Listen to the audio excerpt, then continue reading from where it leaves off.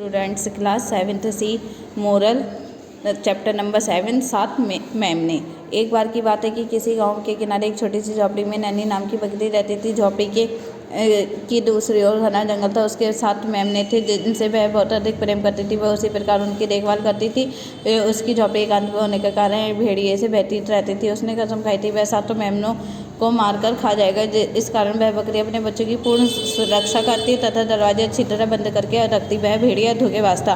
एक दिन नैनी को पकवान बनाने के लिए बाजार से कुछ सामान लेने जाना था। उसने अपने बच्चों को सचेत किया था कि देखो मुझे अभी बाजार जाना है, तुम लोग मेरे पीछे दरवाजा अच्छी तरह बंद करके रखना। भेड़िया चला के किसी भी तरह वह तुम्हें धोखा देकर मारने की कोशिश करेगा। बच्चों ने अपनी माँ का कहना माना और उसके जाने के बाद दरवाजा अच्छी तरह बंद कर लिया। कई दिनों से वह बकरी की गतिविधियों पर नजर रखे हुए था। उसे आज वह मौका मिल गया था। उसने बकरी को बाहर जाते देखा और थोड़ा इंतजार करके भी झोपड़ी की ओर मुड़ा। बकरी के बच्चों को नाश्ते में खाने की कल्पना से उसके मुंह में पानी आ गया। उसने झोपड़ी के पास आकर दरवाजा खटखटाया और बोला, मैं तुम्हारी माँ हूँ, बाजार से वापस आ गई हूँ, दरवाजा खोलो। बच्चों को अपनी माँ द्वारा दी गई चेतावनी याद आ गई। वे आवाज़ पहचान गई कि वह उनकी माँ नहीं बल्कि भेड़िया है। उनमें से एक ने कहा, ये तुम हमारी माँ नहीं हो तो हमारी आवाज़ मोटी है, जबकि हमारी माँ की आवाज़ मीठी तथा नरम है। अब भेड़िए ने अपनी आवाज़ बदलने का बहुत प्रयास किया परंतु असफल रहा। वह पंसारी की दुकान पर गया और चोट पर मलने के लिए शहद मांगा। पंसारी ने डर के कारण उसे शहद दे दिया। भेड़िया उस सारे शहद को पी गया। उसने झोपड़ी के पास आकर पुनः दरवाजा खटकाया। धीमे स्वर में बोला, बच्चों दरवाजा खोलो, तुम्हारी माँ बाजार से वापस आ गई है। सभी बच्चे सचेत थे। उनमें से एक ने उत्तर दिया, ओ बलवान भेड़िया, माफ़ करना, तुम इस बार भी सफल नहीं हुए। हमारी माँ के पैर बिल्कुल सफ़ेद है, हमें मूर्ख मत समझो और यहाँ से चले जाओ। भेड़िए के पास कोई चारा न था। वह वापस चला गया, लेकिन भेड़िए ने उन्हें दोपहर के नाश्ते में खाने का निश्चय कर लिया था। उसने बेकरी की दुकान पर जाकर आटा खरीदा और वह अपने पैरों पर लगाकर उन्हें सफ़ेद कर लिया। अब वह पुनः झोपड़ी के दरवाजे पर आया और दरवाजा खटखटाया। बोलो, बच्चों दरवाजा खोलो, मैं बाजार से वापस आ गई हूँ, मुझे अंदर आने दो। इस बार उसकी सभी बातें मेमने की माँ से मिल रही थी, इसलिए बिना सोचे समझे उन्होंने दरवाजा खोल दिया।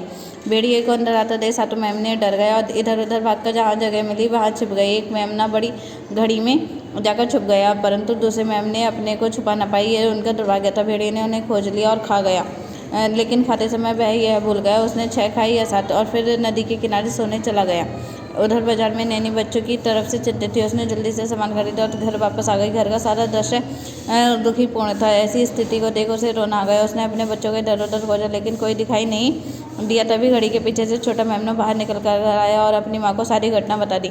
मैं देखती हूँ, जल्दी चलो, तुम्हारे भाई बहन को बचाना है। वह एक कैंची सुई धागा लेकर अपने बच्चे के पीछे पीछे झोपड़ी से बाहर निकली। उसने नदी किनारे पहुंचकर भेड़िए को ढूंढ लिया। वह बहुत गहरी नींद में सो रहा था। नैनी बकरी ने उसके पास जाकर उसका पेट चीर डाला और अपने बच्चों को सही सलामत निकाल लिया। उसने सबसे शोर मचाने के लिए मना कर दिया। उसने एक पत्थर उठाकर उसके खुले पेट में रख दिया, उसके पेट को फिर से सी दिया। अब वे सब खुशी खुशी अपने घर लौट गए। भेड़िया का पेट पत्थरों के कारण भारी हो गया। हो सकता है ज़्यादा खाने से भारीपन लग रहा है। उसने सोचा थोड़ा पानी पी लूँ, शायद ठीक हो जाए। ऐसा सोचकर भेड़िया खड़ा हुआ तो उसे अपना पेट और भारी लगा। इससे उसे चलने में परेशानी हो रही थी। किसी तरह वह नदी के तट पर पहुंच गया। जैसे ही वह पानी पीने के लिए झुका, पत्थरों के भार के कारण वह नदी की ओर खींचने लगा। उसने उठने काफ़ी प्रयास किया, लेकिन तो असफल रहा। वह चिल्लाया पर कुछ ना कर सका।